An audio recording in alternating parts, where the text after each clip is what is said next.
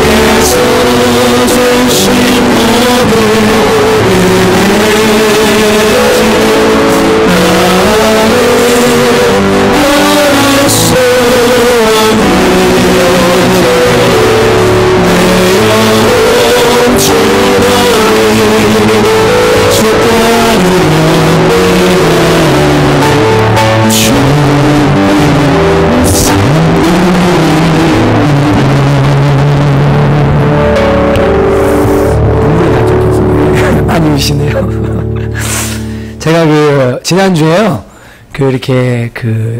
실경수 장로님이라는 분을 만났어요. 근데 그분이 이만큼 식도를 절제해서 위랑 식도를 잇는 수술을 하셔서 이만큼 찢으셨는데, 근데 이제 지난번 교회를 같이 섬겼죠. 근데 이제 병문안을 갔는데 저한테 그런 얘기를 하시더라고요. 마취되어 있는 동안에 깰 때 어둠의 나라랑 빛의 나라가 보이더래요. 근데 어둠의 나라에서 이 어두운 세력들이 막 자기를 막 이렇게 막 잡아가려고 하는 찰나에 산등성이에서 환한 빛이 나타나면서 갑자기 정신이 돌아서 눈이 딱 떠졌는데, 그리고는 시계가 보이면서 살았대요. 근데 그 시간에 이제 밖에 있는 목사님 또 성도들이 응급실, 수술실 밖에서 막 기도하면서 하나님 살려달라고 죽을 고비를 지금 3번째 이제 넘기시는 거거든요. 근데 그분이 저한테 그런 얘기를 하셨어요. 만나서 하시는 말씀이 4년 전인가 5년 전이죠. 교회를 안 나갔으면 좋았을 텐데 저한테 그러시는 거예요. 그래서 왜요? 그러니까 그 고비만 넘겼으면 남부사나이 교회가 크게 부흥했을 텐데, 이왕 강도사가 있었으면 좋았을 것을, 그 얘기를 5년 만에 이제 수술자리에서 처음 했다는 거예요. 그 병문 자리에서. 제가 요새 느끼는, 왜 이 얘기를 드리냐면, 여러분과 제가 뭐 수만 명 나오는 교회 하자고 모인 게 아니잖아요. 그죠? 예. 제가 막 무슨 여기 우리 모여가지고 엄청난 일을 하자고 여기 우리가 모인 게 아니잖아요. 그죠? 네. 우리 부족한 대로 사랑하면서 삽시다. 아멘이죠. 그죠? 제가 지나고 보니까, 내가 왜 그때 그랬을까? 그게 뭐가 그렇게 중요하다고 내가 그랬을까? 그런 마음이 제 마음에 요새 많이 들어요. 그러면서 저희 사역자들에게도 우리가 너무 미치지 못할 막 이루지 못할 거를 바라고 사는 게 아니라, 그냥 하나님 안에서 우리가 사는 거다. 신앙생활은 내가 보니까 사는 거더라. 있는 모습 그대로. 그래서 가정생활도 그렇고 신앙생활도 그렇고 지나면서 보니까 대단한 걸 하는 게 아니고요. 그냥 열심히 사는 거더라고요. 맞죠? 그죠? 네, 제가 그분 만나고 또 한 번 마음에 언제 하나님 앞에 갈지 모르는데 그냥 사랑하고 그냥 살아야 되겠다 이런 생각이 들더라고요. 여러분 우리 청운교회 사랑하면서 사십시다. 아멘이시죠? 아멘. 저도 사랑하면서 살겠습니다. 여러분 더 많이 사랑 못해서 미안합니다. 지금 아침에 기도하는데요. 이렇게 한 분 한 분이 은혜인데 이런 생각이 드는 거예요. 왜냐하면 성남 와서는 우리 신진수 성도님 만나서 교회가 아름답게 개척이 되면서 여러분들이 이렇게 또 은혜 받고 교회가 아름답게 세워져 가잖아요. 예, 리더들이 세워져 가고 점점점 세워져 가고 강남사역은 박철수 전도사님 만나서 그쪽에 예배가 또 일어나고 그래서 다 하나님이 주신 은혜입니다. 그죠? 주님 안에서 하나님이 할 일이 있어서요. 전부 다 지금 주님 제가 이렇게 이 두 분을 높이려는 게 아니라 그 시발점을 얘기하는 거거든요. 다 은혜예요. 보니까 어떤 사람은 일산에서 이사 오고 어떤 분은 개척교회인데 와서 섬기고 이러면서 다 은혜예요. 은혜인 거 믿으시죠? 아멘. 우리 한 번 더 찬양합시다. 당신이 하나님의 은혜입니다. 이런 마음으로 주께서 주신 모든 은혜 나는 말할 수 없네. 주님 따르겠습니다. 이런 마음으로 다시 한번 서로 축복하면서 찬양합니다. 주께서 주신 은혜 주께서 주신 모든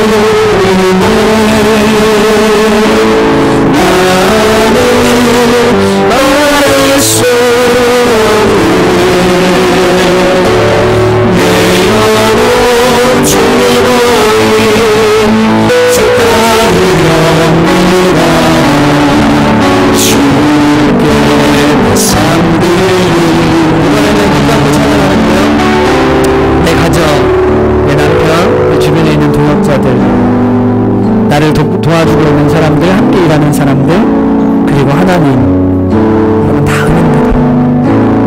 그냥 다 은혜입니다. 다 과분하게 주신 거예요. 하나님, 주님 주신 은혜 말할 수 없습니다. 고맙습니다. 이런 마음으로 주신 모든 걸 생각하면서 한 번 더 찬양하고 주님 감사드렸으면 좋겠습니다. 찬양합니다. 주께서 주신 주께서 주신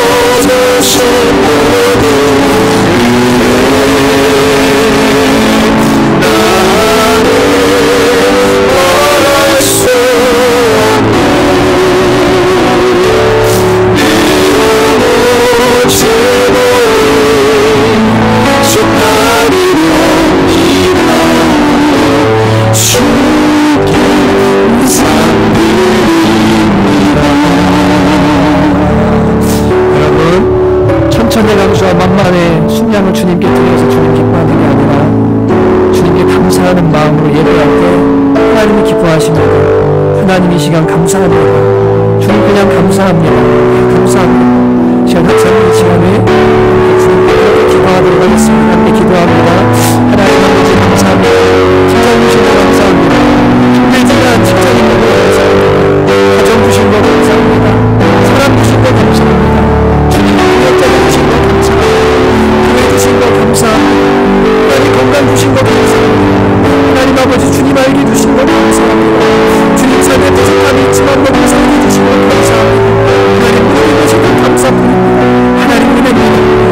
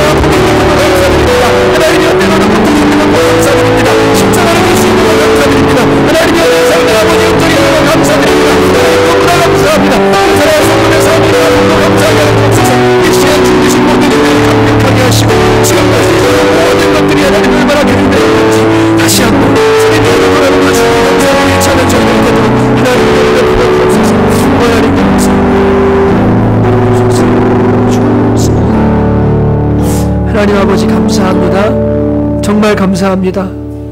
주님 그냥 감사합니다. 하나님 선하신 분이십니다. 주님 저희의 머리카락까지 세시고 저희들 지켜보시는 분이십니다. 고통이 있고 아픔이 있지만 함께해 주시는 분이십니다. 하나님 뛰어넘을 수 있도록 도와주시는 분이십니다. 버틸 수 있도록 힘주시는 분이십니다. 하나님 감사합니다. 하나님 영광을 받아주시옵소서. 시간 드린 기도가 저희 영혼 속에서부터 나오는 기도가 되어지게 도와주시고 하나님 늘 주님께 감사하며 항상 기뻐하며 쉬지 않고 기도하는 저희들 될 수 있도록 저희 가운데 함께하여 주시옵소서. 주님께 감사드리고 예수님의 이름으로 간절히 기도합니다. 아멘. 제가 원래 뭐 이렇게 감동 주시는 대로 좀 그런 사람이라 네. 이해해 주십시오. 여름성경학교 너무 잘했고요. 이렇게 섬겨주셔서 너무 감사합니다. 여전도에서 귀하게 섬겨주셨고 또 이렇게 여러분들이 많은 모습으로 섬겨주셔서 아이들이 참 귀한 열매를 맺게 된 것 같아요. 영상이 준비되어 있는데 같이 한번 보시겠습니다. 여름성경학교 영상 틀어주시죠. 네.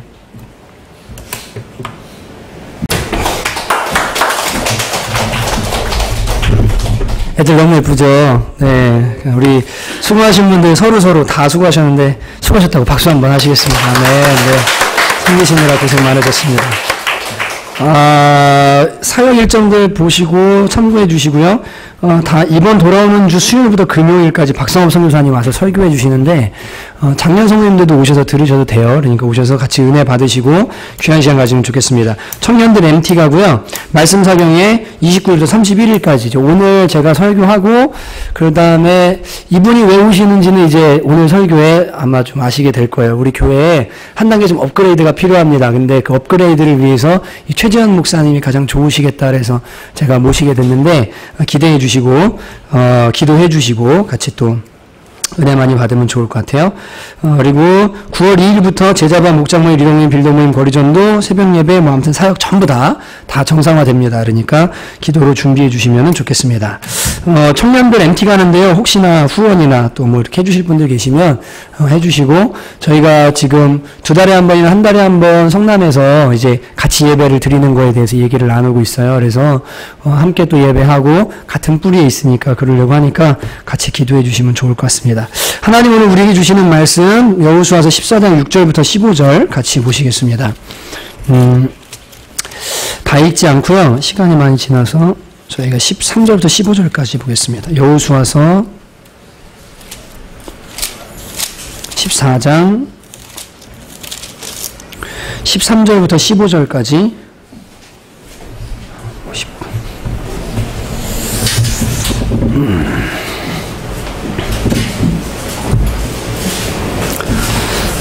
다 찾으신 줄로 믿고 같이 읽겠습니다. 시작.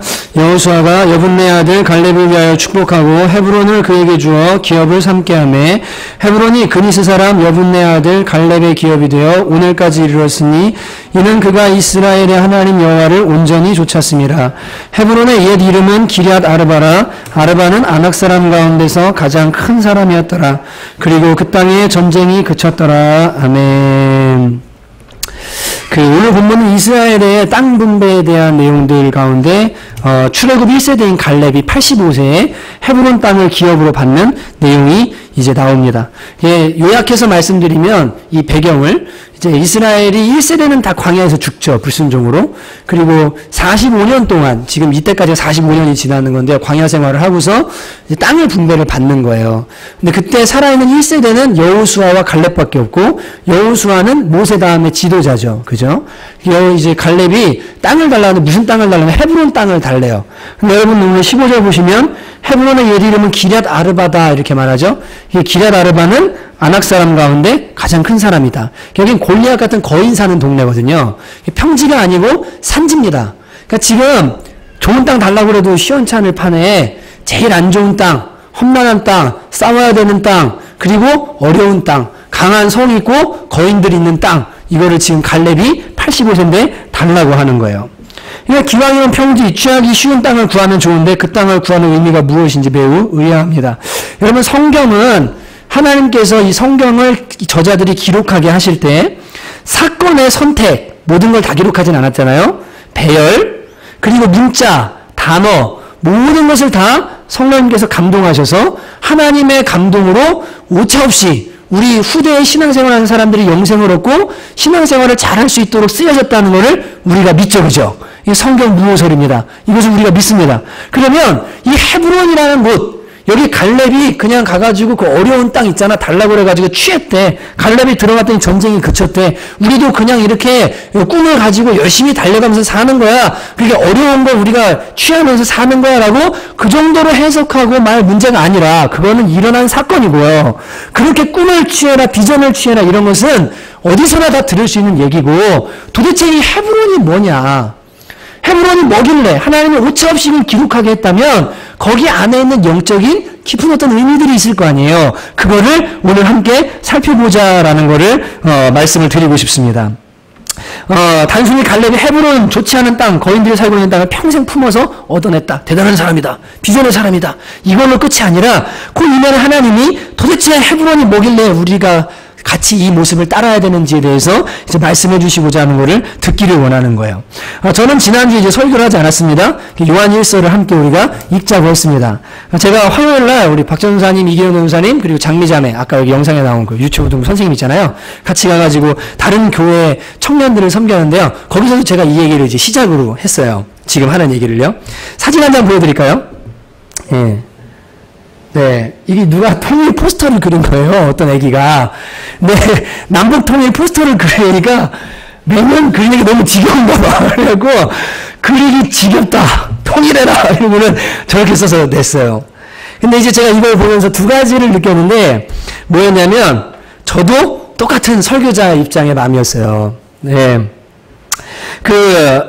지난주에 이제 그 장미자매한테 저희가 그 요한일서를 읽었잖아요. 그래서 제가 왜 그거 읽는지 말씀드렸죠.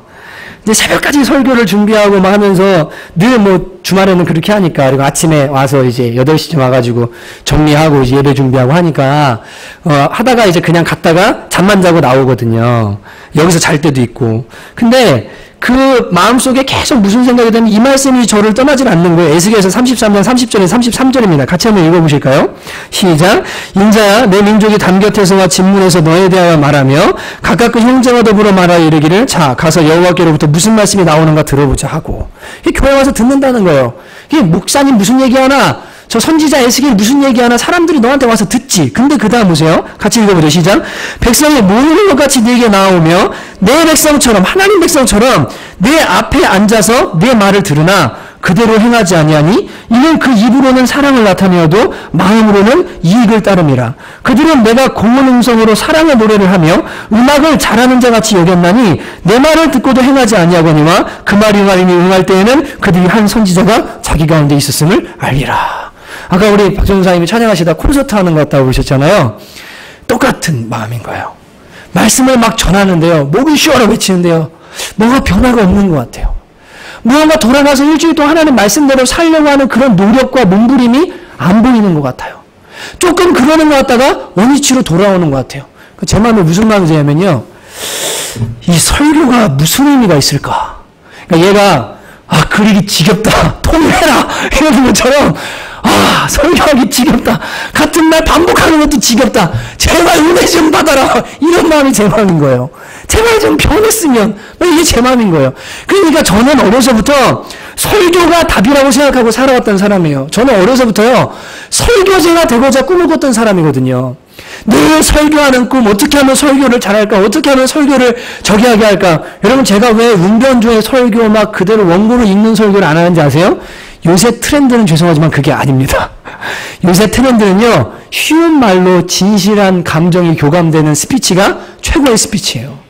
그래서 제가 그냥 뭐 지식이 없어서 그냥 쉬운 말을 하는 게 아니라 어려운 말 쓴다고 사람 변하는 게 아니거든요. 이찬수 목사님 설교가 그게 강점이거든요. 올 목사님은 두 가지를 다 갖추셨고 이병헌 목사님은 아주 영화 설교를 잘하시고 저는 설교자가 꿈이기 때문에 설교에 목숨을 걸었던 사람인데 어느 순간에 보니까 설교해도 안 바뀌는 거예요. 설교해도 별 변화가 없는 것 같은 거예요. 제 삶에도 그렇고 성도들의 삶에 일어나는 문제들, 얘기들 전해 듣는 거 보면 1년 전이나 2년 전이나 별반 차이가 없는 것 같고 지난번에 일어난 문제가 또 일어나고 계속 그러는 모습을 보면서 제 마음에 설교가 진짜 하기 싫다. 이런 마음이 사실 들었어요. 그런데 그것과 함께 또 하나 제 마음에 무슨 마음이 들었냐면 하나님이 이번 주에 알려주신 거예요. 그건 성도들 문제 이전에 네 문제야. 네가 진짜 더 사랑하면 그래도 눈물 흘리면서 외칠 텐데 네가 하기 싫어서 지겹다. 이 아이가 통일이 진짜 하고 싶으면요. 이거 한 장 그리겠습니까? 그죠? 수십 장, 수백 장 그리라고 그래도요. 진짜 통일을 원한다면 그럴 거예요. 제 마음에 성도들을 더 사랑하고 진짜 하나님 뜻대로 살게 하고자 하는 마음이 더 뜨겁다면 제가 지치지 않고 외칠 거예요. 근데 제가 지쳤다는 건 제 안에도 문제가 있다는 거예요. 한 그걸 알려주셨어요. 제 마음에 이런 마음 때문에 설교가 답인가? 이런 얘기를 한 거예요. 지난주에는요. 그 청년들 예배 전에 기도해야 하거든요. 장미자매 기도하는 기도하는 제가 그랬어요. 장미자매 교회 왜 다녀요? 그랬더니 예배를 위해 기도하러 지금 왔는데 교회 왜 다녀요? 그러니까 황당한가 봐요. 예배는 왜 드려요? 그러니까 목사님 딸한테 그것도 목회자가 지금 예배하러 온 사람들 그걸 물어보니까 본인도 황당하다 그러면서 답을 못하겠다 그러더라고요.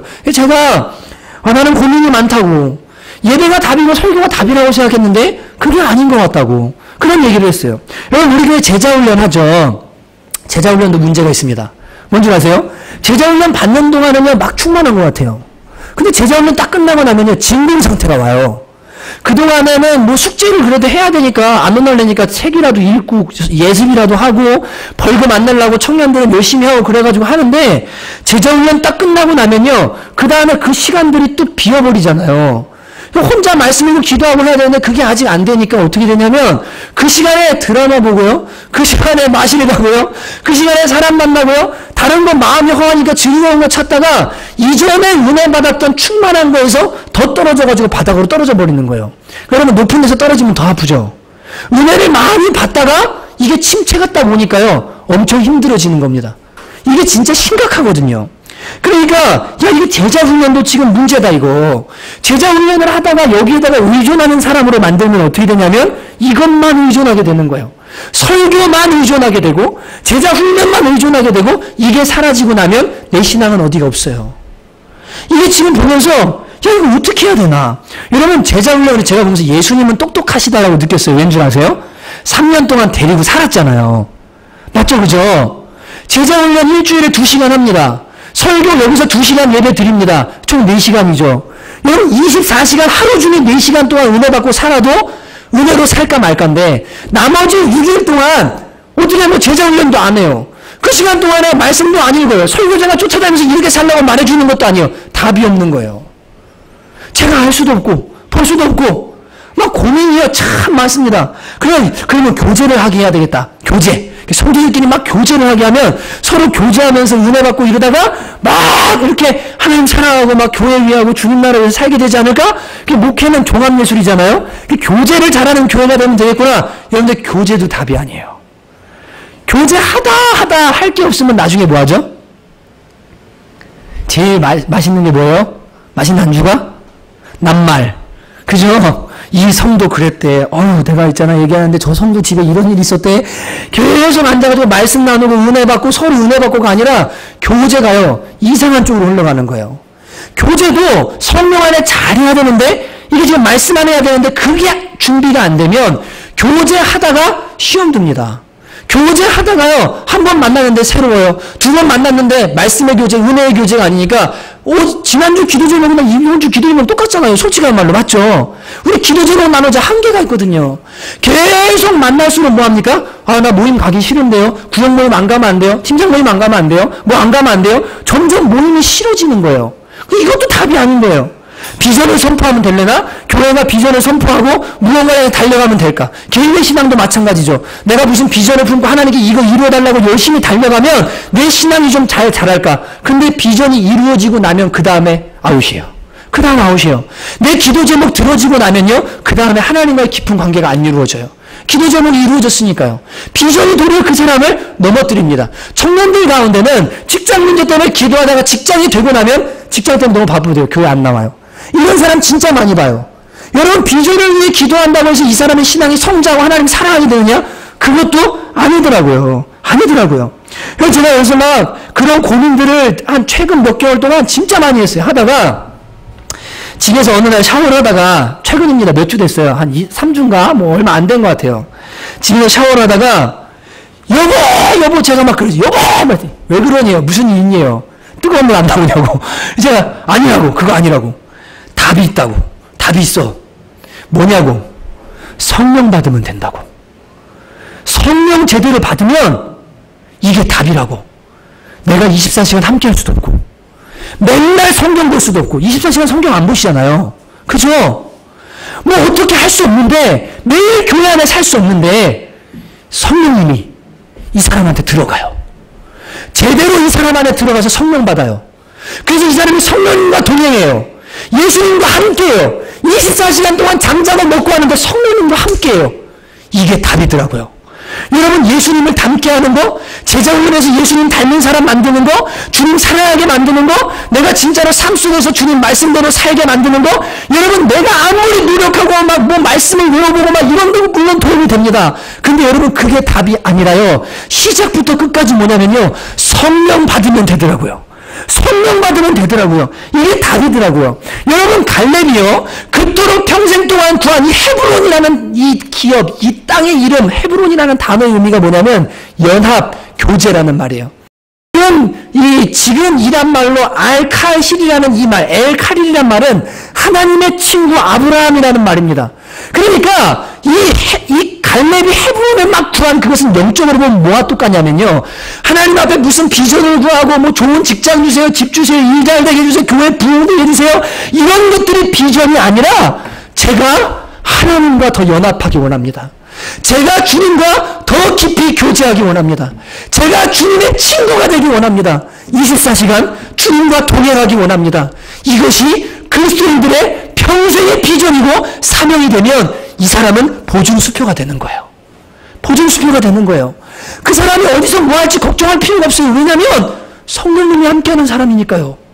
성령의 감동을 받고 성령의 말하심을 따라 말하고 성령이 행하게 하심을 따라 행하는 사람이기 때문에 이런 사람은 걱정할 필요가 없는 거예요. 답은 뭡니까? 성령 받았냐? 안 받았냐? 그리고 또 답은 뭡니까? 성령 충만하냐? 충만하지 않느냐? 하나님과 성령으로 연합되어 있느냐? 아니면 내 생각대로 살아가느냐? 이게 신앙생활의 답인 겁니다. 답이에요. 여러분, 그래서 예수님이요, 십자가에서 죽으시고 나서 두 마디 하셨어요. 두 개. 핵심 두 개. 첫째, 내 증인 되라.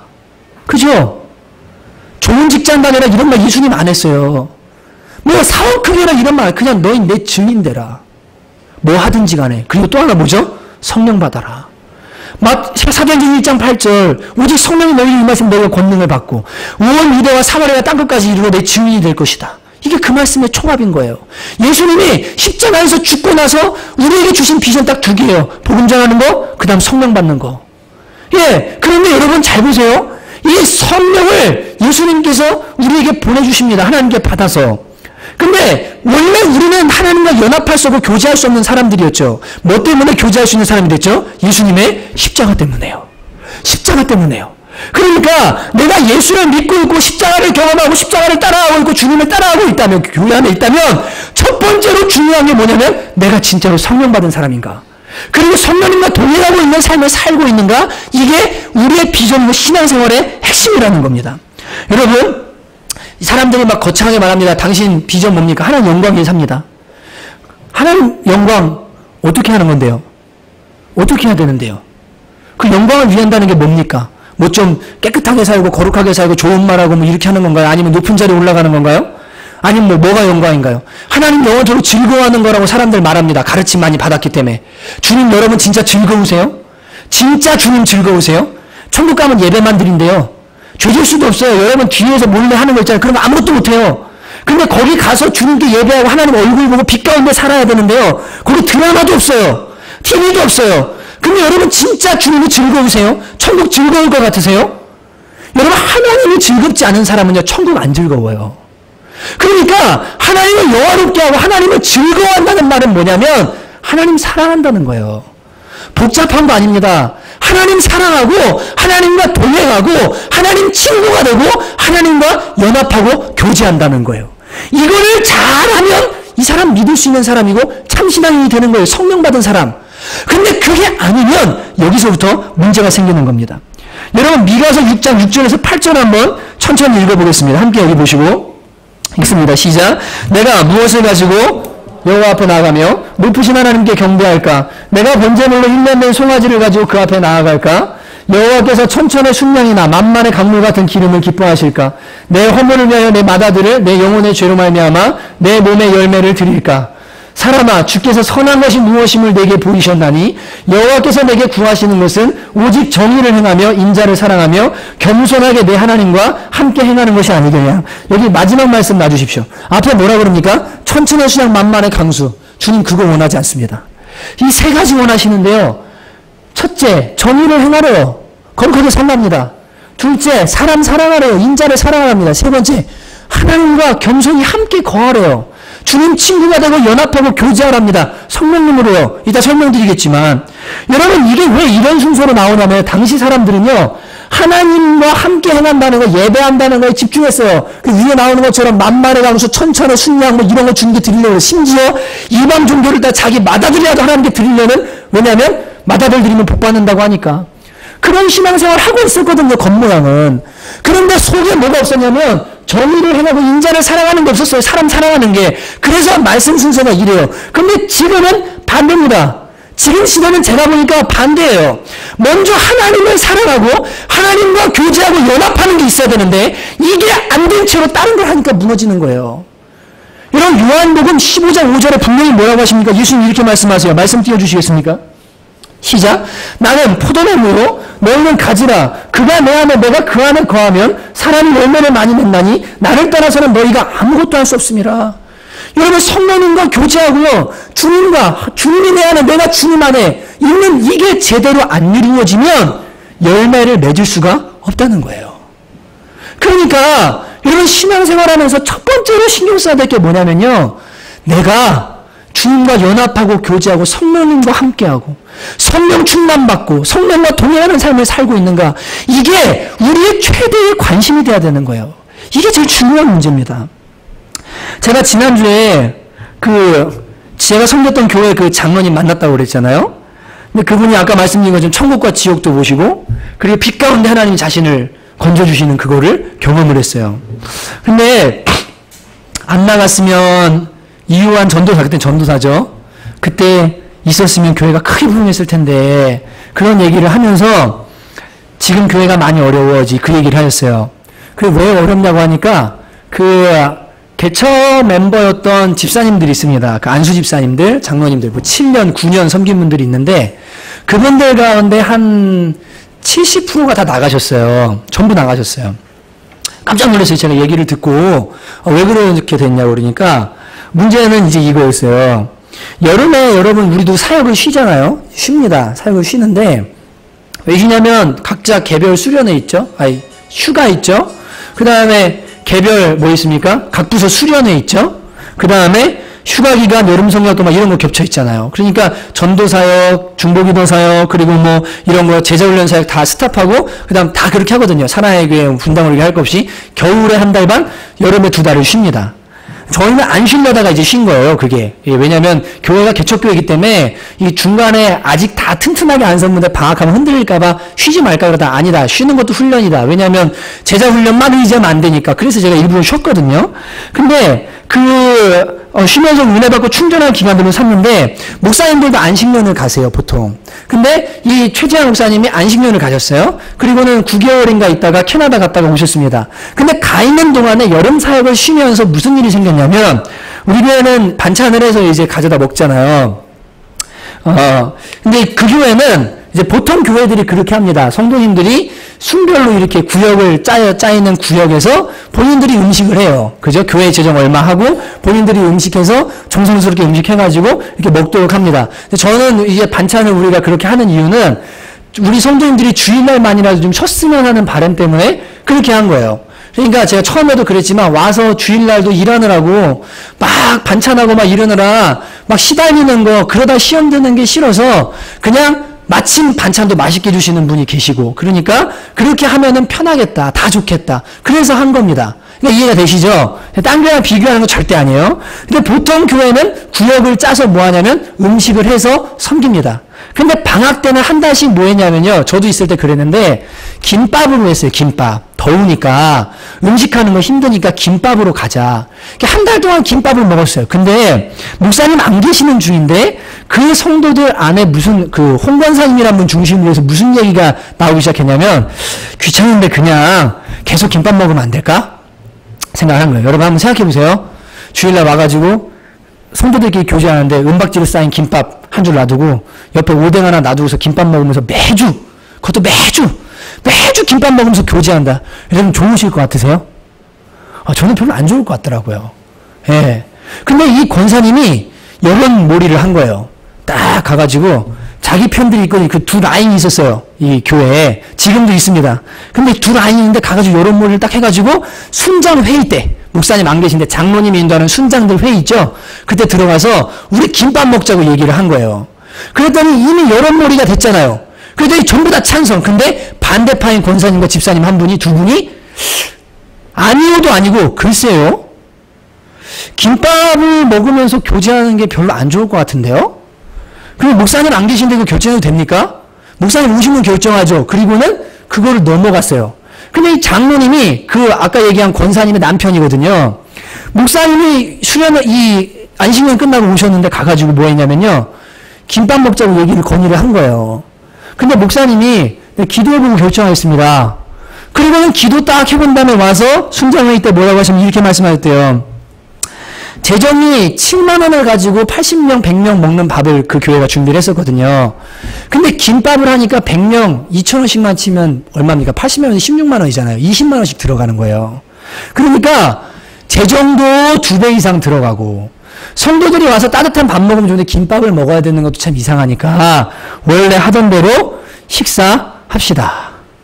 근데요, 거기에 화가 나서 교회를 떠났어요. 발단이 돼서. 제가 그 얘기를 딱 듣고요. 근데 그 떠난 분 중에 어떤 분이 있었냐면 목사님이 교회 재정으로 휴가비를 줬던 분이 있어요. 교회 재정으로. 집안이 너무 어려우니까 이 집사님, 안수 집사님의 휴가를 가는데 목사님이 사실은 교회 재정에서 휴가비를 준다는 건 이건 불가능한 일입니다. 사역자도 아닌데 목사님이 너무 아끼니까 휴가비를 목사님 먼저 주고 안쓰러워서 재정에 해서 제가 휴가비를 줬으면 해서 그거를 받았어요. 그렇게 할 정도로 그렇게 아꼈던 분인데요. 이 김밥 문제 때문에 교회를 떠난 거예요. 김밥 문제 때문에 목사님 편을 안 들어줬다고. 제가 그 얘기를 딱 듣고요. 가슴이 진짜 아팠어요. 왜냐하면 제자훈련 받았죠. 사랑의 교회에서 사역훈련 받았죠. 그 장로님 부인이랑 권사님은 사랑의 교회 중보기도 팀 300명을 인도하는 중보기도 팀장이었어요. 기도를 어디다 대고 하는 건가? 저 사람이 성령의 사람이 맞나? 속에 성령님이 계신다면 어떻게 이 문제로 이룰 수가 있을까? 이해가 안 되더라고요. 제가 그런 얘기들을 수없이 들으면서 깨닫는 게 뭐냐면 야, 답이 안 나온다. 답이 안 나온다. 근데 방법은 하나다. 이 한 성도가요, 성령님을 제대로 받아야 돼요. 성령님 제대로 만나야 돼요. 그래서 예수님이 제자들 남겨놓고 책 한 권 안 쓰셨지만 마음속에 살아있는 예수님이 함께 계셔서요. 너 지금 그거 아니야. 너 이거는 맞는 거야. 너 이렇게 했으면 좋겠어. 너 이게 내 뜻이야. 마음에 감동 주시고 감아주시고 비전 주시고 감동하셔서 그 인도함을 받는 사람, 여러분 이거 안 되면 어떤 훈련 무엇 받는다 해도 성경 많이 읽으면 읽을수록 교만해져요. 설교 들으면 들을수록 교만해지고요. 제자훈련 하면 할수록 마음이 높아져서 이것이 점점 낮아져서 주님을 섬기는 쪽으로 가는 게 아니라 성령 받지 않은 채로 이게 들어가면 문제가 생깁니다. 교회 판단하고요. 옆에 있는 형제 자매들, 지체들 문제만 눈에 보이기 시작하는 거예요. 사랑은 허다한 죄를 덮어요. 여러분 성령 받은 사람은요, 사랑이 첫 번째 열매예요. 그런데 이게 안 나오는 거예요. 가정에서도 마찬가지예요. 그러니까 성령 받는 것이 비결이고 성령 받지 않으면 여러분 문제가 되는 겁니다. 받았어도 충만하지 않잖아요. 그러면 여기서부터 문제가 생기기 시작하는 거예요. 여러분 제가 보니까 수많은 사람들이요, 기도의 제목이 있어, 이루어야 꿈이 있어요. 하나님은 이루어달라고 그래요. 근데 성령 받지 않고 거듭나지 않고 이거 이루어달라고 하잖아요. 이루어주시면 어떻게 합니까? 이 꿈이 딱 이루어지잖아요. 그러면 요 꿈이 이루어졌기 때문에 기도하던 제목이 진공 상태가 딱 되면서요. 내가 이룬 비전과 꿈 때문에요. 세상 즐거움, 세상 쾌락, 내 꿈 이거 다 들어오고 나서 주님 떠납니다. 로또 맞으면 떠나는 사람들의 특징이 뭡니까? 다 한결같이 교회와 지역과 가족들 다 버립니다. 왜요? 관계보다 뭐가 중요해요? 지금 나에게 주어진 돈이 중요하니까요. 그러니까 가는 거예요. 이게 가치의 문제예요. 성령 받지 않은 채로 무언가 주어지면 여기 항상 문제가 생기게 돼 있어요. 그러니까 성령 받아야 돼요. 그러니까 여러분 사도행전 1장 17절에 우리 몇 주 전에 읽었어요. 한번 읽어보실까요? 시작. 하나님이 말씀하시기를 말씀에 내가 내 영을 모든 육체에 부어주리니 너희의 자녀들은 예언할 것이요 너희의 젊은이들은 환상을 보고 너희의 늙은이들은 꿈을 꾸리라. 여기 보십시오. 어린이들 뭐 한대요? 예언한대요. 젊은이들 환상 본대요. 늙은이 꿈꾼대요. 여러분 이게 각 세대에도 적용되지만 한 사람의 인생에도 똑같이 적용됩니다. 갈렙처럼. 내가 어렸을 때 하나님의 꿈을 꿔요. 젊어서 환상을 봐요. 늙어서도 성령으로 하나님이 주시는 꿈을 꿔요. 저는 제가 목회자지만 저 자신 믿지 않아요. 왠 줄 아세요? 전 사람이니까요. 전 사람이기 때문에 저 자신 안 믿어요. 근데 여러분 제가 믿는 건 뭔 줄 아십니까? 제 안에 계신 성령님 전 믿습니다. 제 안에 분명히 살아계셔서 저한테 말씀해 주시고 지적해 주시고 깨닫게 해주시고 돌이키게 하시는 그 성령님 저는 그거 믿어요. 그래서 제가 어려서부터 꾸는 꿈 지금도 품고 있는 꿈 그리고 앞으로 품을 꿈 성령님이 주신 거기 때문에 변하지 않을 거라고 저는 믿어요. 여러분 성령이 아니거든요. 절대로 사람 자신을 확신할 수 없습니다. 우리 찬양하잖아요. 내 마음과 힘은 믿을 수 없네. 오직 한 가지 그 진리를 믿네. 여러분 성령님이 주시는 거 외에는요. 우리 안에 믿을 수 있는 게 없는 거예요. 저는 그래서 제가 믿어요. 제 안에 성령님 계시기 때문에요. 제가 늙어서 돈 찾고 명예 찾고 냄새나는 목회하지 않도록 저를 끝까지 붙들어 주실 거라고 저는 믿습니다. 여러분 관건은 신앙생활에서 다른 거 아니에요. 성령 받았냐 안 받았냐입니다. 여러분 갈라디아 5장 16절 같이 한번 읽습니다. 시작. 내가 이르노니 너희는 성령을 따라 행하라. 그리하면 육체의 욕심을 이루지 아니하리라. 여러분 잘 보십시오. 성령을 따라 행하라고 말합니다. 여러분 따라 행하라는 건 뭡니까? 무언가 샘플이 있다는 거예요. 성령님이 계시는데 그분은 그냥 추상적이거나 그냥 이론적인 그런 분이 아니라 우리가 눈으로 보고 듣고 따라 행할 수 있는 대상이라는 겁니다. 이해가 되시죠? 여러분 구약성경에 보면 율법을 따라 여호와의 말씀을 따라 이런 얘기들이 많이 나옵니다. 여러분 모세 성경이 있었습니까? 그 당시? 없었어요. 여러분 아브라함 그 당시 성경이 있었습니까? 없었습니다. 여호와를 쫓아 뭐 따른 거예요? 하나님 직접 만난 거예요. 직접 만난 거예요. 성경이 완성된 다음에 성경이 하나님 말씀입니다. 기본적으로 이거 따라야 돼요. 그런데 여러분 디테일이 없잖아요. 이 안에 담배 얘기 없잖아요. TV 얘기 없잖아요. 문화가 다르고 2000년의 시간이 지났잖아요. 사회가 달라졌잖아요. 그럼 누구의 인도하심을 받아야 돼요? 이 성경을 쓰신 저자인 성령님. 그분이 내 안에서 끊임없이 나에게 말씀해 주시고 인도해 주시는 걸 어떻게 해요? 듣고 그것을 따라 행하라 라고 말하고 있는 거예요. 말씀을 제쳐로 하는 얘기는 아닙니다. 너희 안에 있는 성령, 하나님이 주신 성령을 따라 행하면 육체 욕심을 이루지 않고 성령의 열매들을 맺게 된다라고 성경이 말하고 있는 거예요. 그러니까 신앙생활의 관건은 이겁니다. 여러분 말씀 많이 외웠다. 신학서적 많이 봤다. 여러분 이런 게 중요한 게 아니에요. 여러분 신학 여기 무슨 뭐 막 이렇게 막 교리 막 있는 거 그런 책들 막 가져다가 많이 읽은 거 여러분 그것보다요 시장 통해서요. 초등학교 2학년밖에 안 나와서 글자 몰라도 성령님이 주시는 마음 따라서 그대로 순종하면서 말씀 들은 거랑 이 마음 따라 사는 분들 그분들이 더 훌륭한 분들이에요. 여러분 정말입니다. 목회자보다 못 배운 분인데 주님 주시는 마음 따라 순종하는 그 성령을 따라 행하는 사람 있죠. 이런 사람들이 진짜 하나님이 기뻐하는 사람이 주님이 기뻐하시는 성도인 거예요. 이게 핵심이고 이게 비결인 거예요. 여러분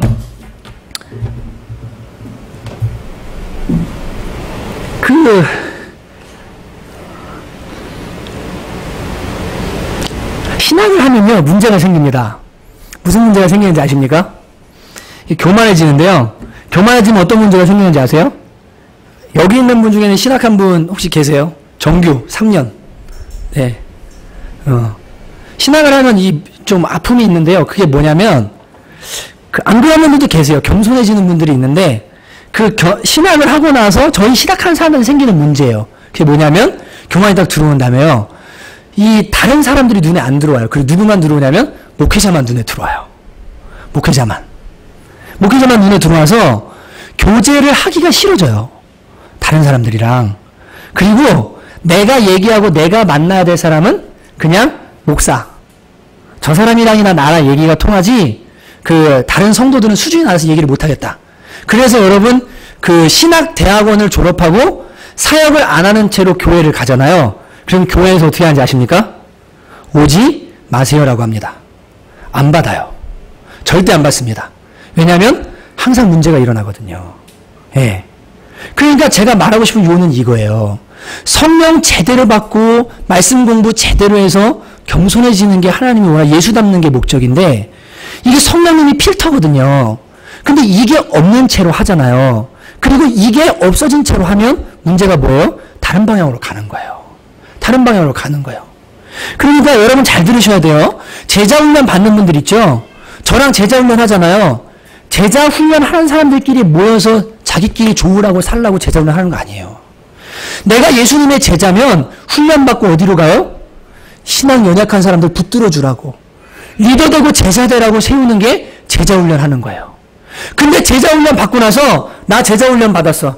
아, 진짜 수준 안 맞아가지고 못 웃기다. 제자 훈련 받았냐? 너 훈련 받았냐? 난 이왕 선생님한테 옆에서 했는데, 1년 동안 했는데 아직 안 했지. 그러니까 그래. 여러분, 이걸 주님이 원하는 게 아니라 점점 알면 할수록, 배우면 배울수록 어떻게 해요? 예수 닮아가고 낮아지고. 누가 하신다고요? 성령님이. 그게 필터가 돼서 하시는 분이 성령님이세요. 그러니까 여러분, 이 성령님은 언제 오십니까? 내가 예수를 주라고 고백할 때, 하나님 아버지라고 고백하면 성령님이 있다고 성경이 말한다고 그랬잖아요. 근데 문제가 있어요. 여러분, 하나님을 아버지라고 부르는 많은 사람들 중에요, 힘든 일이 있어요. 괴로운 일이 있어요. 의지할 데가 없어요. 그래서 아버지라고 우선 불러요. 이 문제 좀 해결해달라고 아버지라고 부르는 사람들 많이 있습니다. 그리고 또 예수님을 주라고 고백한다는 것은 그분이 내 인생의 주인이 되신다는 겁니다. 베드로에게 말씀하셨던 것, 젊어서 네가 띠띠고 네 마음대로 다니지만 늙어서는 다른 사람이 너 띠띠고 네 뜻이 아니라 주님 뜻대로 다니게 될 거다. 이렇게 한 것처럼 예수님이 나의 주인이 되셔서 내 삶을 이끌어 주시고 내 모든 것은 다 주님의 통제를 받습니다. 라는 게 주라는 고백입니다. 그런데 이 고백이요, 성령으로 일어나지 않고 육신으로도 일어날 수 있습니다. 아까 말씀드린 것처럼 내가 힘들기 때문에 아버지 좀 도와주세요. 좀 의지할 때가 필요해요. 물론 그렇게 해도 주님 만날 수 있습니다. 그런데 그렇게 하다가 이루어지면 떠나는 사람들 많다고 그랬죠. 제대로 은혜 안 받으면. 예수님을 주라고 고백하는 거 교육을 통해서 할 수 있어요. 교회 3달만 다녀보세요. 어느새 자기도 모르게 하나님 아버지라고 말하고요, 어느새 주님이라고 고백하고 있는 거 자기 발견하게 됩니다.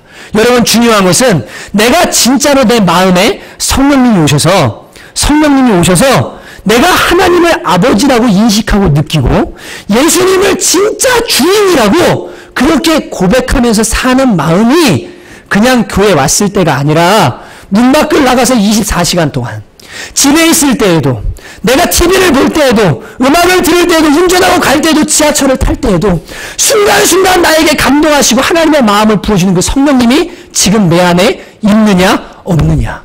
여러분, 이게 지금 중요한 문제인 거예요. 여러분, 어떤 분들은 믿음에 확신이 없습니다. 뭐죠? 내가 구원받았나 안 구원받았나 모르겠다고 하는 분들이 있어요. 근데 이런 분들한테도 필요한 게 뭐냐면 성령 받는 거예요. 성령 체험하는 거예요. 여러분, 요한일서 3장 24절 한번 보실래요? 제가 읽어드릴게요. 그의 계명을 지키는 자는 주 안에 거하고 주는 그의 안에 거하시나니 우리에게 주신 성령으로 말미암아 그가 우리 안에 거하시는 줄을 우리가 아느니라. 우리에게 주신 성령으로 말미암아 그가 우리 안에 거하시는 줄을 안다고 말합니다. 이해가 되시죠? 성령이 계셔야만 예수님이 내 안에 계시는구나라는 걸 확신할 수 있다는 거예요. 그러니까 믿음의 확신이 없는 이유가 뭐예요? 지금 아직 성령의 체험, 성령의 확신이 없는 거예요, 마음에.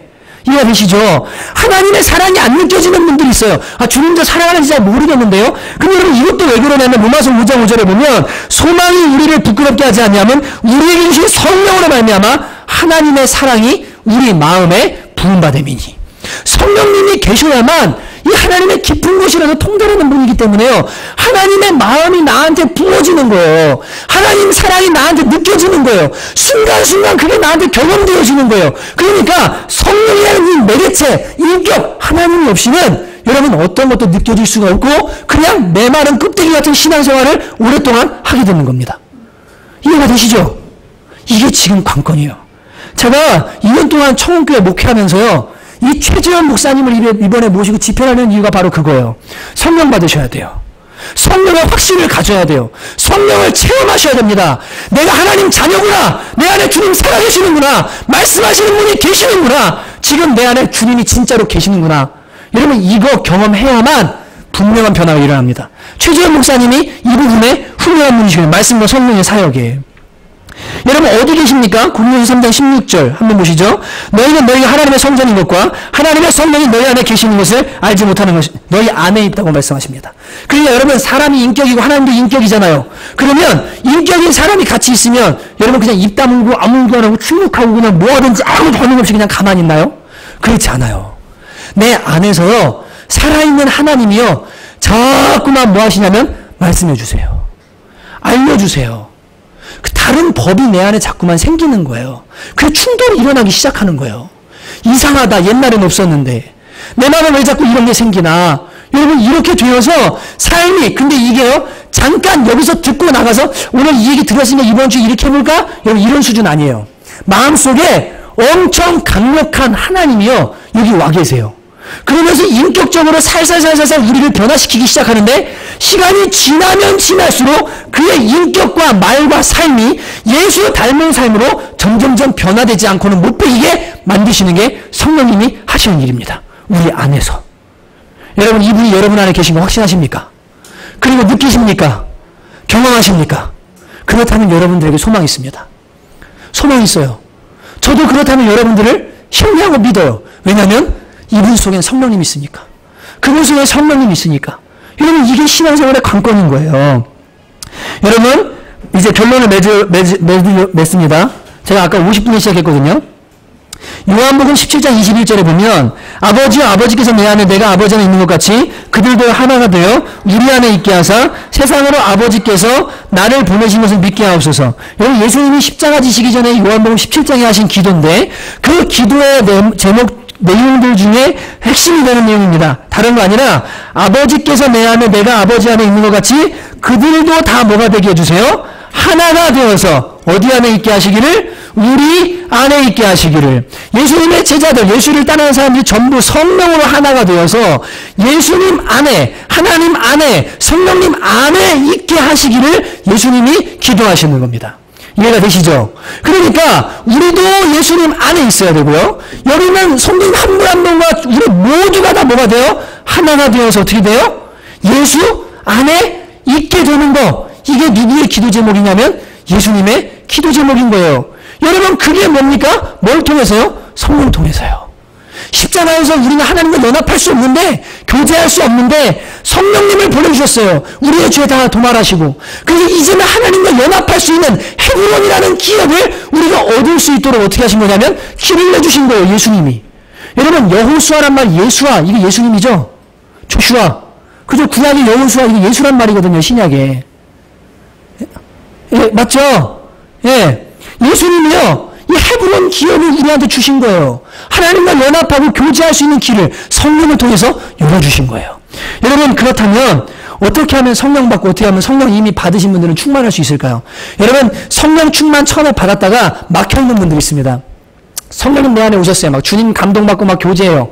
그런데 그 주님과의 교제가 많이 끊어지고 첫사랑을 잃어버린 분들이 있어요. 여러분 이런 분들 어떻게 하면 될까요? 그리고 어떻게 하면 처음 성령을 아직 받지 못한 사람은 성령을 받을 수 있을까요? 비결은 딱 하나입니다. 회개하시면 돼요. 회개하면 돼요. 사도행전 2장 18절에 말씀 없습니다. 너희가 각각 주 예수의 이름으로 세례를 받고 회개하라. 그리하면 성령을 선물로 받을 거라고 말합니다. 성령을 받을 수 있는 방법은요 딱 이겁니다.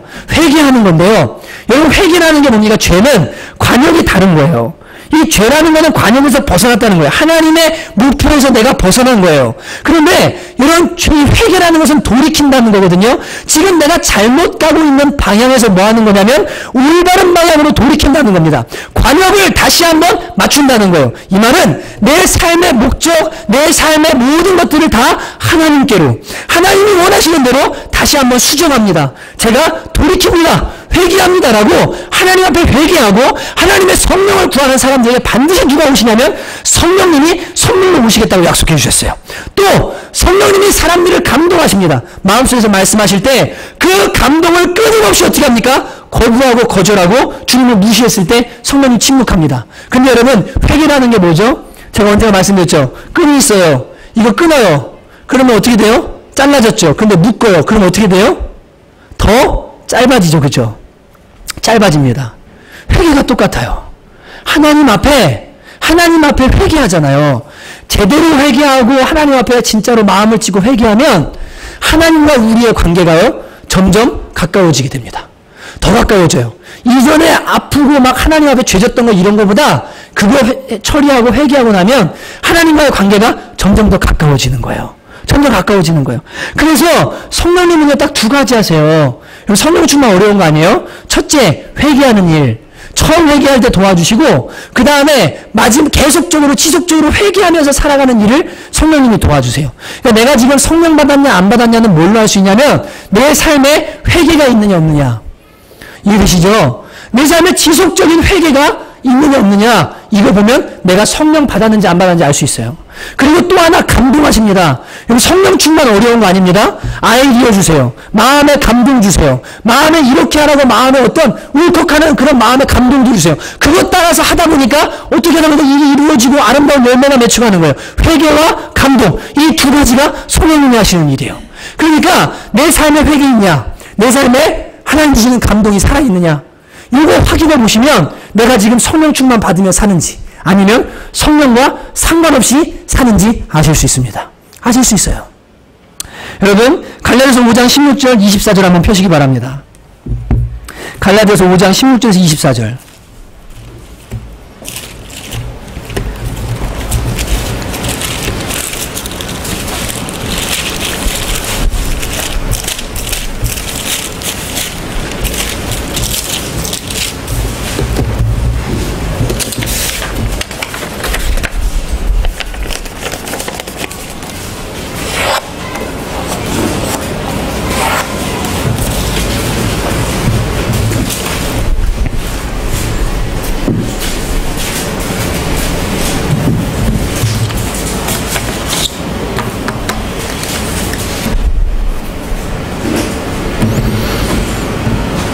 찾으셨죠? 네. 저는 이제 이 말씀을 읽고 우리가 기도하는데 진짜 혹시라도 마음에 벽이나 담이 생기지 마시라고 이런 얘기를 드리는 거거든요. 여기 이제 우리 오랫동안 같이 있었던 형제 자매들 있잖아요. 교회에 있습니다. 뭐 10년도 있었던 사람이 있는데 같이. 저는 다른 사람을 정죄하거나 이렇게 뭐 판단해가지고 그 사람 아웃 이렇게 하지를 않아요. 잘. 이게 사역자들 경우도 그 동일한 문제가 수없이 반복되어서 더 이상 어떻게 할 수 없을 때 이제 제 손에서 벗어났을 때 그런 일들이 일어나지, 제가 그렇게 안 하는 거를 우리 동역자들이 압니다. 알아요. 제가 이 말씀을 읽는 이유도 여러분을 정죄하거나 뭐 판단하거나 그러면 이러려고 하는 게 아니에요. 저는 진짜로 여러분들 영혼이 잘 됐으면 좋겠는 사랑하거든요. 그리고 여러분 회개하려고 그러면 기준이 필요해요. 그죠? 기준이 필요합니다. 성령 받으려면 분명히 회개를 해야 되는데 회개하려고 그러면 기준이 필요해요. 그러면 기준은 뭐예요? 그냥 내가 생각할 때 회개하고 내가 생각할 때 이건 잘못인 것 같은데 여러분 그래가지고 내가 회개할 거면 회개하고 그거는 아니잖아요. 맞죠? 성령님이 주시는 말씀을 따라서 우리는 뭐하죠? 회개하는 거잖아요. 지금 저는 회개가 터지고 성령님이 마음에 오시는 게 오늘 목표예요. 물론 이해가 되시죠? 앞으로 우리 교회 목표예요. 막 성령님께 열리고 성령 받고 막 주님이 내 마음에 이런 감동 주셨다 그러고 막 진짜 주님 살아계신다 그러고 막 찌릿찌릿하다 그러고 막 그런 막 그 성령님과 동행하는 게 목표예요. 그거를 터트리는 게 그게 목표예요. 그러니까 다르게 받아들이지 마세요. 아시겠죠? 다르게 말하면 오늘 말씀에 뭐라고 그러냐면 육체의 열매와 성령의 열매가 나와요. 그죠? 나옵니다. 여기 갈라디아서 5장에. 근데 읽으면서 무슨 생각하시면 되냐면 아무것도 생각하지 마세요. 그냥 말씀 있는 대로 뭐만 생각하냐면 내가 지금 성령님께 사로잡혀 있는가? 아니면 내 육신의 생각대로 살고 있는가? 이것만 판단하시면 돼요. 저도 마찬가지고 여러분도 마찬가지예요. 그러니까 제발 이 설교단은 여기 30명 몇 명의 사람들을 위한 시간이거든요. 제가 이 시간에 미쳤다고 유익이 안 될 막 그런 쓸데없는 얘기 안 해요. 그러니까 이 말씀을 읽으실 때 진짜로 내가 회개할 부분이 있나? 내가 성령님과 관계를 회복해야 될 부분이 있나? 그것만 보시면 되는 거예요. 이해가 되시죠? 같이 읽겠습니다. 이제 천천히 읽는 거예요. 그리고 어떻게 하냐면 진실된 회개를 할 수 있도록 주님께서 마음을 달라고 같이 읽는 겁니다. 제가 읽고 여러분 눈으로 따라 읽으십시오. 내가 이르노니 너희는 성령을 따라 행하라. 그리하면 육체의 욕심을 이루지 아니하리라. 육체의 소욕은 성령을 거스르고 성령은 육체를 거스르나니 이 둘이 서로 대적하므로 너희가 원하는 것을 하지 못하게 하려 함이니라. 너희가 만일 성령이 인도하시는 바가 되면 율법 아래 있지 아니하리라. 육체의 일은 분명하니 곧 음행과 더러운 것과 호색과 우상숭배와 주술과 원수 맺는 것과 분쟁과 시기와 분냄과 당짓는 것과 분열함과 이단과 투기와 술취함과 방탕함과 또 그와 이라. 전에 너희에게 경계한 것 같이 경계하노니 이런 일을 하는 자들은 하나님의 나라를 유업으로 받지 못할 것이요 오직 성령의 열매는 사랑과 희락과 화평과 오래 참음과 자비와 양성과 충성과 온유와 절제니 이 같은 것을 금지할 법이 없느니라. 그리스도 예수의 사람들은 육체와 함께 그 정욕과 탐심을 십자가에 못 박았느니라. 여러분 다 눈 감으시기 바랍니다.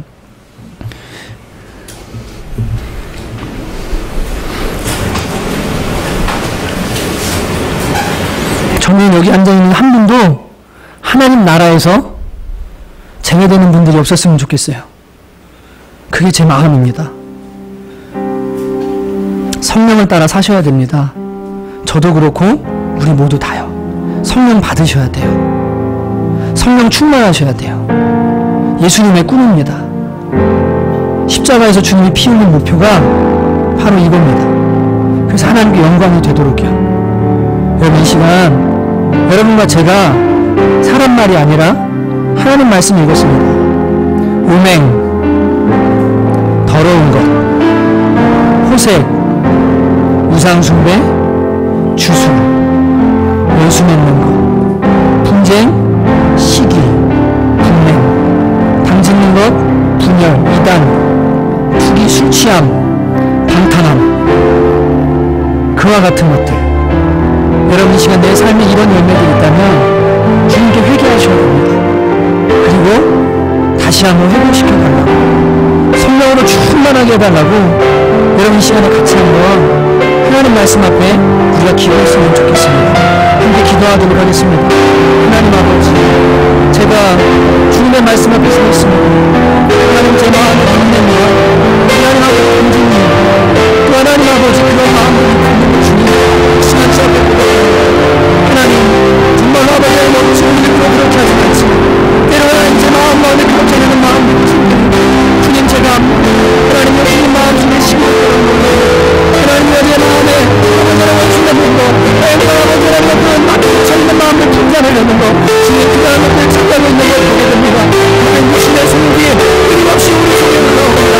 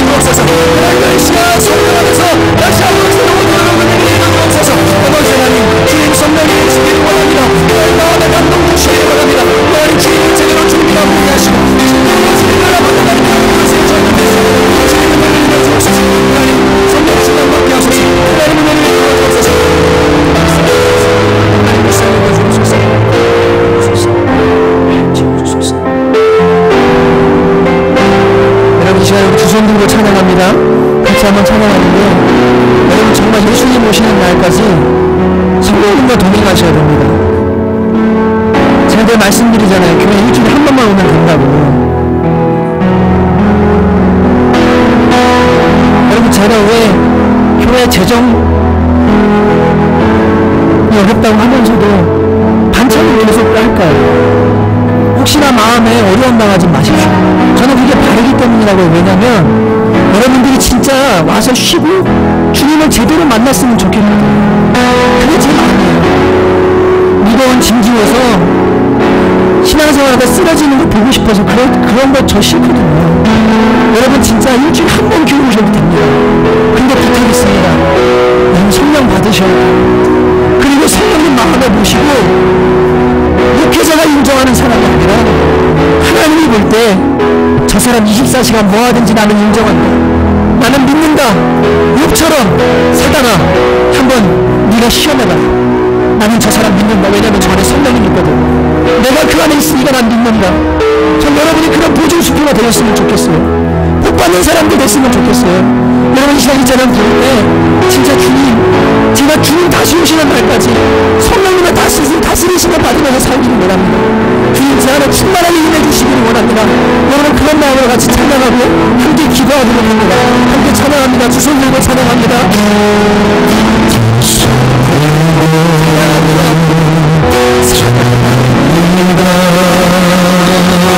다시 오시는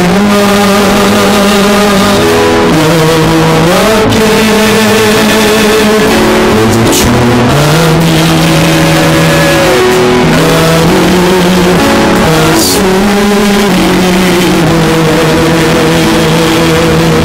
다스리네. 나를 다스려 주시기를 바라면서 두 손 들고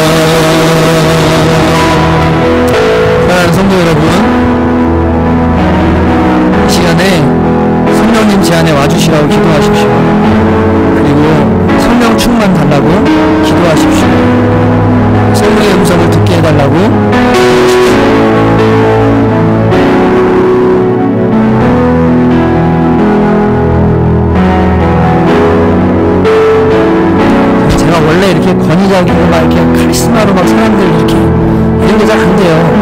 저는 그거 싫거든요. 제가 바라는 건 딱 하나예요. 말씀 성령이 주신 자발성, 조직하고 기획해서 하는 일도 필요하지만 성령님의 마음에 감동 주셔서 자발적으로 누구 말 때문이 아니라 누구의 지시 때문이 아니라 그렇게 하나님과 교회를 섬기는 거 그런 교회를 꿈꿉니다. 제가 언제 여러분에게 이렇게 뭐 제 말 들어주세요 막 이런 얘기 안 하잖아요. 여러분이 성령의 음성 들으시면 돼요. 내가 지금 하는 거, 내가 가는 길, 내 직업, 내 비전, 우리 가정, 모든 것에서 24시간 나와 함께 하실 수 있는 성령의 음성 들으면서 가면 됩니다. 그거 보는 게 저의 꿈입니다. 이런 시간 함께 기도할 때 주님 오실 때까지 제가 성령님과 함께 살겠습니다. 제 안에 와주십시오. 말씀해 주십시오. 그리고 제 뜻대로 살았던 그 시간 회개합니다.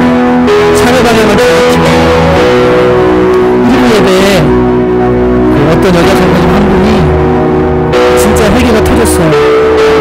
그리고 오늘 주님 제대로 만나셨어요. 말씀 듣다 보면서 기도하고 회개하기 시작하는데 가슴 찡하더라고요. 전도회 온 분이 보면 얼마나 감사할까. 여러분 이 시간 성령님 진짜 살아계십니다. 제 말에 와주시고 회개시켜주시고 오늘부터 주님과 동행하게 해달라고 여러분 진실되게 좀 기도하셨으면 좋겠습니다. 함께 기도하도록 하겠습니다. 하나님 아버지 지금까지 말하지만 신의 성격대로 살아왔고 내 마음대로 행했던 거 성령님 오셔서 알려주시고 말씀해주시고 이 시간에 마음마음에 간절히 원합니다. 사랑의 하나님 아버지 불쌍히 여겨주시기 원합니다. 하나님 나라의 성령의 연락을 맺기를 원합니다. 하나님이여 은혜를 베풀어주시기 원합니다. 하나님 사랑하는 진짜로 주님과 연합하게 하시고 부지하게 하시고 하나님과 하나가 되게 하시고 하나님과 온전하게 아버지 하나님 도와주시기 원합니다. 주여 성령님 마음에 와주시옵소서. 감동하여 주옵소서. 하나님 주님 세상과 주님이 함께 하시고 주님이 명령하여 주옵소서. 주님이 도와주옵소서. 주님이 지시하여 이길 수 있는 사람들 하나님 오실 때 신뢰할 수 있는 사람들 하나님 오실 때 진짜인 사람들 오정신 같은 사람들 어디에더라도 주님을 인정하는 사람들 그런 성령의 사람을 낼 수 있도록 하나님 인도하시기를 하나님 역사하소서. 하나님 불쌍히 여겨주옵소서. 주님 기름 부어주시고 원합니다. 하나님 함께하여 주옵소서. 하나님 아버지 지난 시간 동안에 말씀을 들었고 무엇이 죄인 줄 알지만 욕심대로 살고 싶은 마음 때문에 순종하지 않고 회개하지 않고 살았던 시간 주님 앞에 회개합니다. 성령님 진실되게 회개한 영혼들 위해 임하여 주옵소서. 주님 거듭나게 하여 주옵소서. 살아계신 하나님 마음속에서 주장하여 주옵소서. 내 안에 하나님 와 계신 거 확신할 수 있도록 주님 도와주시옵소서. 주님 성령의 충만함을 잃어버린 분들이 있다면 주님 앞에 다시 한번 회개합니다.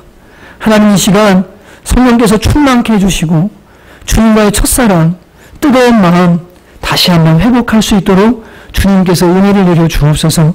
사랑하는 청년교회 성령의 열매가 풍성한 교회 되게 주님 도와주시고 성령님이 붙으셔서 승리하는 교회 될 수 있도록 주님께서 은혜 베풀어 주시옵소서. 주님께 감사드리고 예수님의 이름으로 기도합니다. 우리 시간이 좀 지났는데요.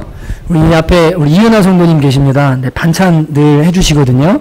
근데 제가 아까 설교 중에 얘기했지만 우리가 먹는 반찬은요, 우리가 그 재정을 주고 사실은 만들기 힘든 수준의 반찬이에요. 인정하시죠?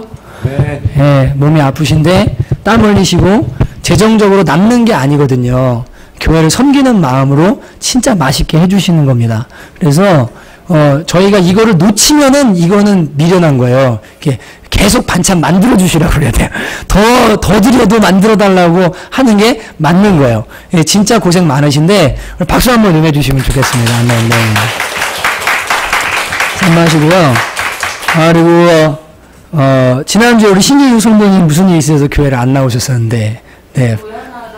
밥하셨죠? 예, 그러셨는데, 제가 우리 신진숙 성도님의 마음을 좀 아프게 해서, 이렇게 많이 힘드셨는데, 승리하셨습니다. 쉽지 않은 문제거든요. 근데, 오늘 승리하셨어요. 저 뒤에 와 계시잖아요. 그죠? 우리 승리하셨는데, 말씀도 끝까지 들으시고, 승리하셨는데, 우리 이기셨다고, 잘하셨다고, 우리 박수 한번 해드리죠. 네, 아멘, 아멘. 네, 잘하셨습니다. 진짜 잘하셨습니다. 우리 도현 형제님, 저기 오랜만에 오셨거든요, 진짜. 진짜 보고 싶었어요. 그 밤에 저한테 문자 주신 거 감동받았어요. 우리 그런 사이거든요. 네. 박수 한번 내주시죠. 네. 그리고, 또, 그냥 다 박수하고 싶어요. 서로에게. 박수 한번 하시죠. 네. 좋습니다. 사진 두 장 보여드리고 마치겠습니다. 어젯밤에, 이제, 제가 주로 교회에서 한 뭐 12시 때는 3시까지도 있거든요. 그리고 집에 올라가서 이제 다 놔두고 옷만 갈아입고 내려와서 이제 정리해서 이렇게 예배 준비하고 그러는데, 어제도 이제 여지없이 12시 넘어까지 있는데, 우리 기령정 사님한테 제가 우리 12시 넘어서 커피 한잔 할까? 그랬어요. 그러고는 커피 한잔 하려고 마음을 먹고 있었는데, 근데 페이스북을 보다가 그 커피를 안 먹고 그 값을 일주일에 한 잔이라도 모아야 되겠다는 생각을 이제 하게 됐어요. 또 다시. 그래서, 이 사진이었어요, 이 사진. 어딘지는 모르겠는데요. 이렇게, 어느 나라인지 제가 알아보려고 합니다. 요 사진 어딘지랑, 그 다음에 어느 단체에서. 이게 제가 알기로는 월드비전인가에서 올린 것 같은데, 그래서 그 어떤 사모님이, 그 최지혜 사모님이란 분이 이거 올리셔가지고 봤는데, 너무 불쌍하죠. 너무 마음이 아프더라고요. 근데, 요 페이스북 밑에 제가 옛날에 가르쳤던 청년이 또 하나 올렸어요. 올려주세요. 네. 외식 나가서 이거 먹고 있는 거 이제 올린 거예요. 근데 두 사진이 이렇게 아래 위로 이렇게 붙어 있는데, 제 마음이 되게 아프더라고요. 근데 이 이 친구가 뭐 맛있는 걸 먹어서 그런 게 아니고, 외식하지 말라는 말이 아닙니다. 그러니까 두 가지 생각하시면 좋을 것 같아요. 여러분 경제활동 열심히 하셔서 많이 버세요. 파이를 키워서 가난한 사람들에게 나눠줄 것을 많이 만드시기 바랍니다. 그리고 또 반대로 내가 쓸 거를 조금 줄이는 것도 아름다울 수 있습니다. 맞죠? 그죠? 네, 그래서 이번 한 주 동안 그 일부에도 제가 얘기했거든요. 이렇게 기도하시면서 내가 이렇게 커피 한 잔 마실까 이러다가 요거 하나 좀 이거는 저금 이렇게 해가지고 500원도 괜찮아요. 진짜. 그냥 구제연금이라고 써가지고 넣어주시면 저희가 모아서 이 나라로 좀 보내고 싶어요. 그런 마음이 들어서 제가 사진을 준비를 했는데, 저도 이번 주에 뭐 이렇게 사역하면서 좀 캔커피 같은 거 아낄 거 이런 것들 모아가지고 구제연금이라고 넣을 겁니다. 그러니까 감동 주시는 대로, 제가 광고하고 뭐 강제로 하는 거 아니니까 감동 주시는 대로 그렇게 하시면 좋겠습니다. 우리 주님 가르쳐주신 기도 하시는데요. 진짜 한마디 한마디 이대로 이루어지기를 원하는 마음으로 기도하시면 좋을 것 같아요. 같이 한번 기도하시고 예배 마치고 함께 교제하시겠습니다. 하늘에 계신 우리 아버지여, 이름이 거룩히 여김을 받으시오며 나라의 마옵시며 뜻이 하늘에서 이루어진 것 같이 땅에서도 이루어지이다. 오늘날 우리에게 일용할 양식을 주옵시고 우리가 우리에게 죄 지은 자를 사하여 준 것 같이 우리의 죄를 사하여 주옵시고 우리를 시험에 들게 하지 마옵시고 다만 악에서 구하옵소서.